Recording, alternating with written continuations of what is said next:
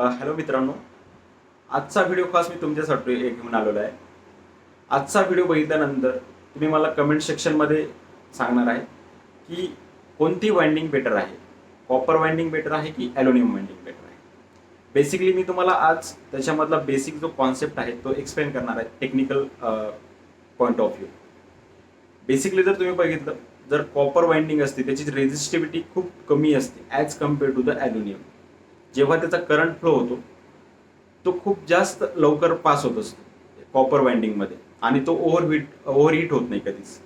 का होत नाही? कारण की त्याचा जो रेझिस्टन्स आहे, म्हणजे जो अपोज करणारा जो फ्लो आहे तो खूप जास्त कमी आहे.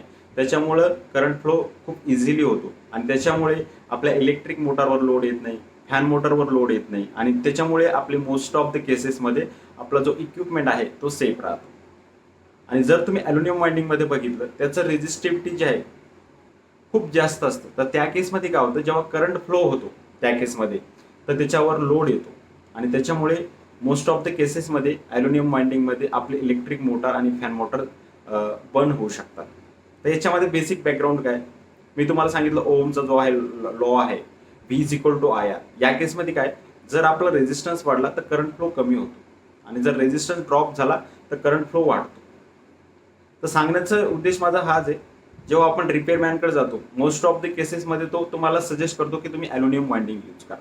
त्याच्यामध्ये त्याचं बेसिक रिझन काय, जर तुम्ही कॉस्ट कम्पॅरिझन केलं, जो कॉपर आहे as compare to the aluminium costly आहे, त्याच्यामुळे तुम्हाला रिपेअरमॅन काय म्हणतो की तुम्ही ॲल्युमिनियम वाइंडिंग यूज करा. पण त्या केसमध्ये काय होतं, जो आपला इक्विपमेंटचा जो परफॉर्मन्स आहे तो ड्रॉप होतो.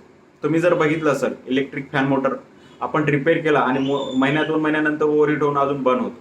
सेम केस आपल्या इलेक्ट्रिक मोटरच्या केसमध्ये पण होतं.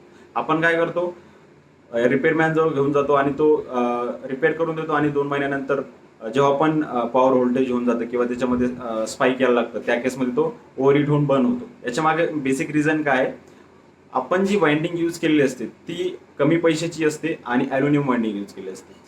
तर या केसमध्ये तुम्हाला जर कॉपर वाइंडिंग यूज करता आली तर तो खूप बेस्ट राहील. या केसमध्ये काय होतं, त्याचा जो परफॉर्मन्स आहे तो लॉंग टाईम टिकून राहतो, आणि आपला जो इक्विपमेंट आहे तो सेफ राहतो या केसमध्ये. आय होप तुम्हाला माझ्या ह्या व्हिडिओमधून जो कॉपर आणि ॲल्युमिनियम वाइंडिंगचा जो बेसिक फंडा आहे तो समजला असेल.